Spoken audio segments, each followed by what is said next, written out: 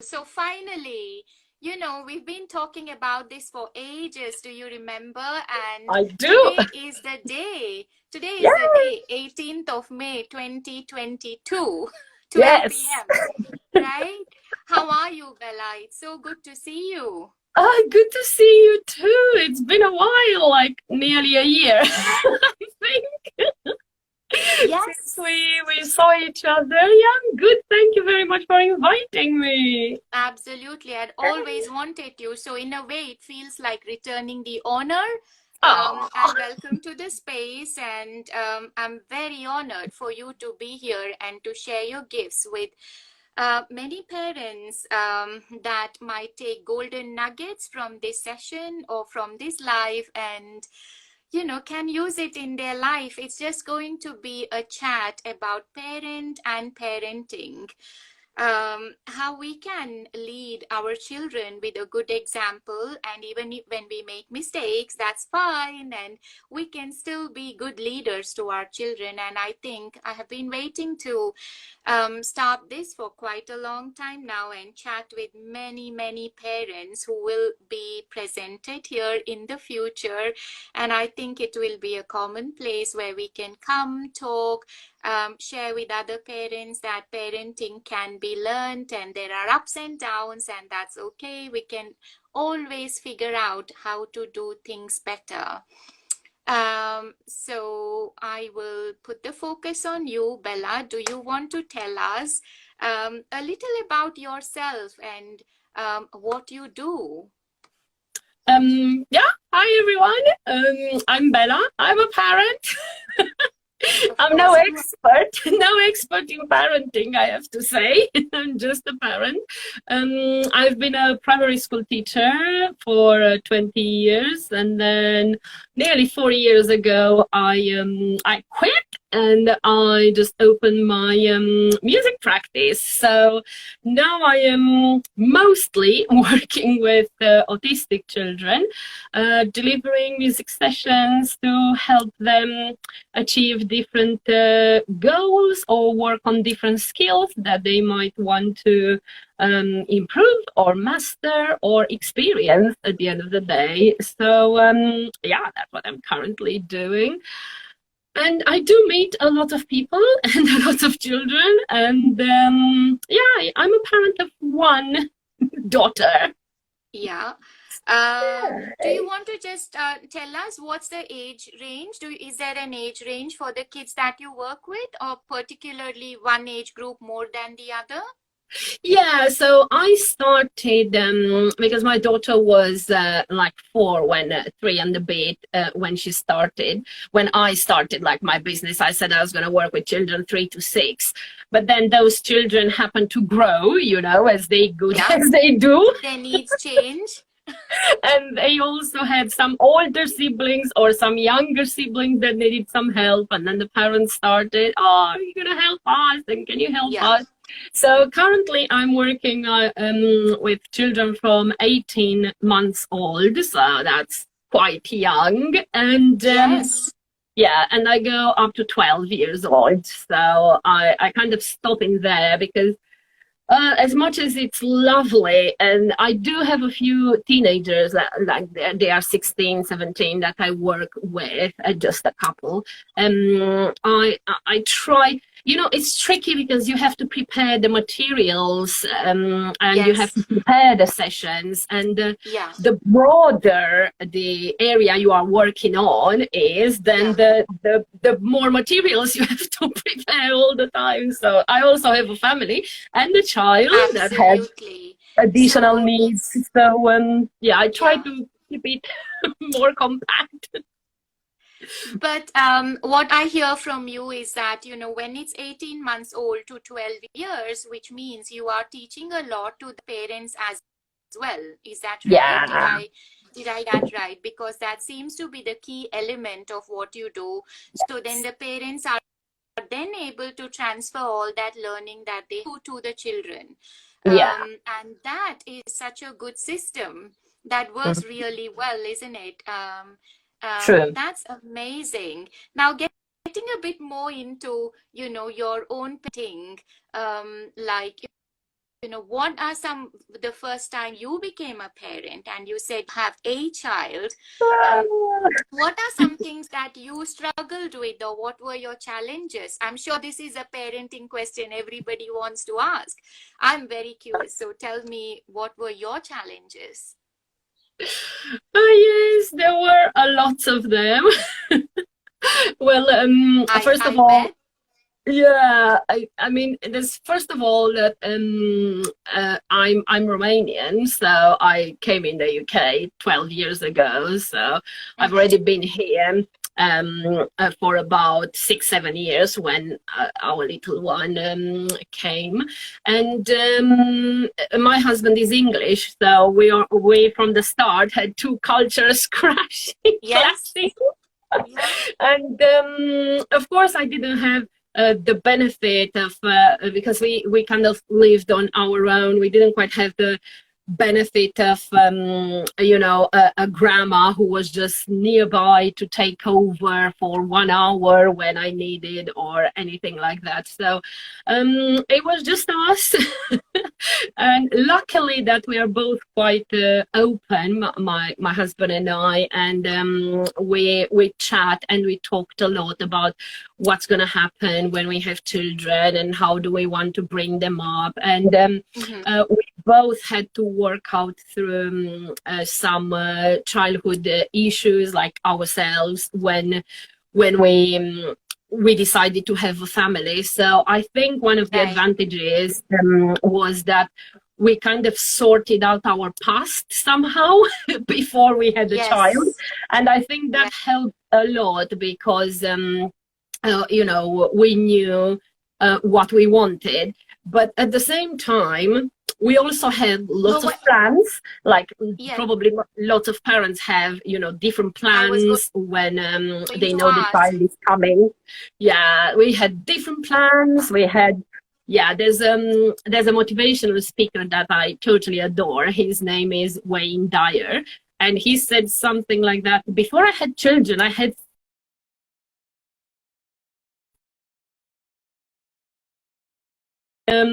now I have 7 children, and I have no theories. So I'm kind of at that stage because before having my daughter, I also, after years of training as a teacher, years of psychology and pedagogy that I studied, and sociology as well, combined with everything about the child, child psychology as well. I thought I kind of knew everything, and I was a successful teacher. And Yeah. my teaching assistants or the parents that I was working with, they were saying, "Oh, you're going to be a great mom," when they knew I was going to have a child. So I thought that as well. But yeah, I felt like a failure in the first 2 years, probably. I did Right. feel like a failure. And Yeah. it really mattered a lot that I was very open about it with my husband, and we supported each other. And then as it happened, I felt like a double failure when we realized that our little one was different, that she has some different needs. And I'm sorry, but my husband and I decided that we won't make public her diagnosis and everything else. We'll just let her make it public when she grows up, That if she wants to. that'll be So completely honored. Yeah. yeah, so this is like our belief. So that's why I can't quite say what, but I said it many times, like on my page, that she had, speech delays and physical delays. So, then I felt like a double failure because my methods as a teacher didn't work, and my studies that I thought they were preparing me to be a parent didn't work either. So it just it was sad. It was sad to see that at the age of 3, my daughter could barely walk, she couldn't run, or it was sad as a parent to not understand what she wants, to not be able to ask her, would you like that, or what would make you happy when she was sad, because she was nonverbal. So it was really, really sad to go through all of this. So there were challenges, yes. Oh, that's such a journey of resilience as a parent. At least I see it that way because there's so many areas that I resonate with it. One mostly that we are both migrants and probably first generation migrants. I don't have a big set of family here, so when I had my child, I basically had very little or minimum support, and I was always fearful of going down that disappearing down the mental illness path, because though my child had a lot of issues with breathing, and then for the first 7 years we literally camped in the hospital, so I can relate to everything that you have just said. And also I come from a background of social work where I put so much time in family dynamics, and we learned about parenting in certain ways, but the plans just didn't go quite well. And what I had to do a lot was reach out and reach in, reach out and reach in, reach out for help, reach in for my own personal strength, to look for certain things that I could really figure out how to move forward and not to disappear into mental illness. It looks like there's a similar story there. And what Yes. an amazing. So, what has that really taught you about being a parent? Because we want to be perfect, we want to see our child not struggle, but sometimes, even when we give the best to our children, they're still struggling. So, what do you think about that? How can we just move ahead and be the parent that we want to be without pressurizing ourselves so much? What can you bring or talk to the audience about that, Bella? Um, well, again, like I'm not specialist, no specialist. None of us are. None of us are. On this platform, it's just about talking from your Yeah. experience. It's not about which university or what degrees we have. It's about from your own experience, because you have a wealth of richness here to share.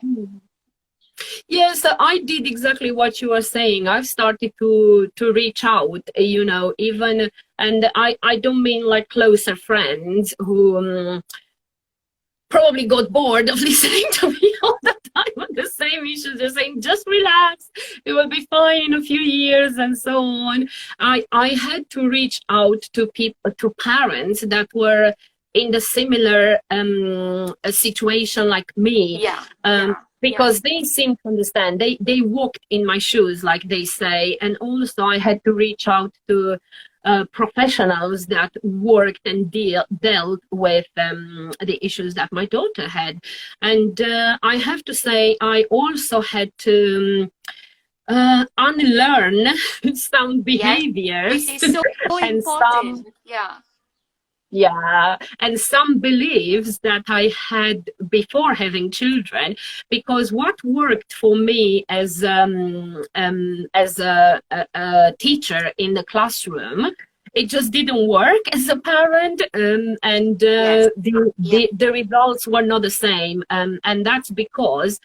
And I realized after that I actually didn't want to be my child's teacher. I wanted to be my child's parent. Right. So it required a different approach. And there was, my county was running some parenting courses for new parents. And even though our little one was nearly 4, I've been accepted to go to the courses. And it was not one of those big lectures and lots of theories, because I've asked them, is it actually like life-based and family-based, or is just lots of theories? Because I have the theories, but they don't work. So they said, no, it's based. So technically, it was like half an hour of a little bit of, parenting courses for new parents. And even though our little one was nearly 4, I've been accepted to go to the courses. And it was not one of those big lectures and lots of theories, because I've asked them, is it actually like life-based and family-based, or is just lots of theories? Because I have the theories, but they don't work. So they said, no, it's based. So technically, it was like half an hour of a little bit of The professionals and have a group of parents who connected with you and who empathized with you, and that's quite important, right? So that literally takes me to the next question, to what areas of your life, whilst you're being a parent, you feel you need more empathy, or what needs more empathy right now? Because as mothers or parents, we don't seem to give ourselves that empathy, um, or tell openly about it. So what areas do you think you need more empathy right now, or when you were going through that phase of your parenting? I think, especially in that phase, like 2.5, 3 years ago, I didn't want to look as a failure, in front of everybody. And some of those professionals knew me from the school and knew I was a good teacher. I always had, great results with children and great connection. So I didn't want, to what's the word for it, to kind of go down in their eyes, kind of something like that, in front of them. I didn't want to feel like I failed, or it took a lot of courage, I have to say, to admit that I just couldn't do that by myself. And it was courage, and also it was acceptance of who I was and who my daughter was. And like I was saying, I had to unlearn a lot of the behaviors I was holding on to, like the one, I can do everything and my daughter has to do that because I'm telling her so and I know best. And I also have to mention that part of my childhood was in Romania during the communism era, and that affected me and affected my parents' parenting style. Yes. So I had to work a lot on that. But I think it's so difficult, to kind of find words. To find words to explain everything I was going through. I think I needed reassurance that I was doing the right things, but sometimes it just happens that I need help in some areas, and also my child needs me as a parent and not particularly as a teacher all the time in their lives. And I was also going, because of her delays, I was also going from goal to goal to goal to goal. And I think I needed that reassurance, somebody to tell me, you're okay, you slow down, just relax and breathe. Don't overwork and overtire yourself. Yes. Yeah. And relax and breathe, And I like, I like how you say you went from goal to goal, and how your parenting experience from your parents, the upbringing and the whole communist era being in that, an impact on your parenting. And I also touched on beliefs. They are not that sort of whatever we have gone through in our childhood. It has such an impact when it comes to our own parenting, right? Because it's all recorded somewhere and we've seen it. And I like when you say you had to unlearn it. Was it easy? Was it easy to just let go, or did you really work at it? I needed to work on it. Yeah, I needed to work on it, and definitely I needed to work on it. I still need to work on some of those parts, and I probably still need to work for a while. I think one of the things that I also had to struggle with was this relaxing and enjoying kind of the moment. I was always thinking, I need to get her ready for school. I need to get her ready to do that and to be able to do the other one. And all of this readiness I was thinking of, we were kind of Yeah. losing the present moment and the enjoying of the present moment. And to be honest, as a teacher, I struggle to relax as well, because there's so many jobs and teacher's life is such a busy life. I appreciate all the teachers out there. I can't be a teacher anymore. It's just too much. But I was doing that as a parent as well. And before doing this course, I didn't actually realize that I was keeping my daughter too busy. She also needed time to relax and just connect with me and just spend the time of connection, or just like singing a lullaby, for example, and just hugging and no having any specific goals in mind at the end of that lullaby, you know. So those were kind of the areas I had to unlearn. It's not like, oh, we have to whoosh, go up in there. It will be like they say. And back slow learn. I had to race and be the mummy and not be the teacher. And also the record, when I have to be a mom, you know, there's a space for being mom and there's a space for being the teacher. I think they can hear you now.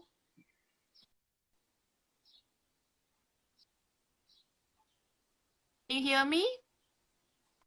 Can you hear me now? It's up. Somebody saying it's break. Thumbs up if you can hear me. Okay, fine. Yeah, so coming to the last question, you know, so many things that we have just talked about. What is a message that you would give parents out there? What kind of message would you say to parents if there's one thing that you can tell them, what would that be, Bella? To take each day as it comes, and not worry too much about the future, because one way or another, their children will succeed. You'll be there for them every day. But if you keep worrying about what's going to happen tomorrow and when they grow up, You are not. Shall I go out? I didn't hear. It breaks up. Yeah. So if they keep worrying about what the future brings, they lose the sight of the moment, I would say. And that's what I was doing. And I'm ashamed to say I nearly did this for 3 years, but then I learned better. So Are you? I would say that, yes. Moment. Yeah.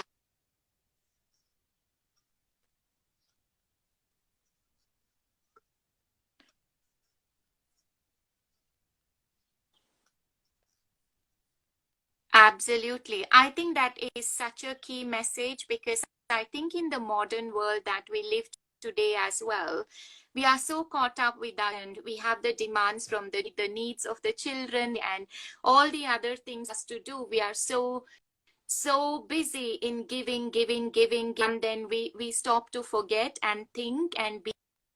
I think I captured that. Been like 3 years it took you for understanding I need to slow down and I need to be in the present. So it only says these things don't happen overnight. Conscious effort to recognize and to reassent. Is that right? My key message, these things to our sim. But that was such an honor to have you here, and everyone who joined us here, thank you for being here.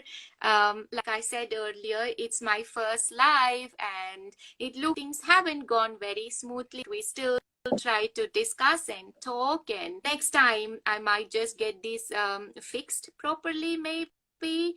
But again, thank you everybody for joining us here. And I'll be here with more next time. in 2 weeks' time with new parents. Take some time to look at Instagram. She is having lot approaches to work with your children. I have looked at some, and it has worked for me and my child too.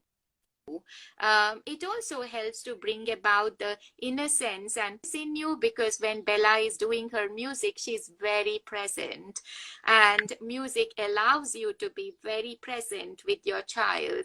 And some of the rhythms and the tunes that she teaches is easy, so it does not have to be for a special needs or a child that has learning delays. It could be anybody. So I definitely encourage you to go and take a look at her page, explore it a little bit, and see how it can help you. But for everyone waving at me, hello back.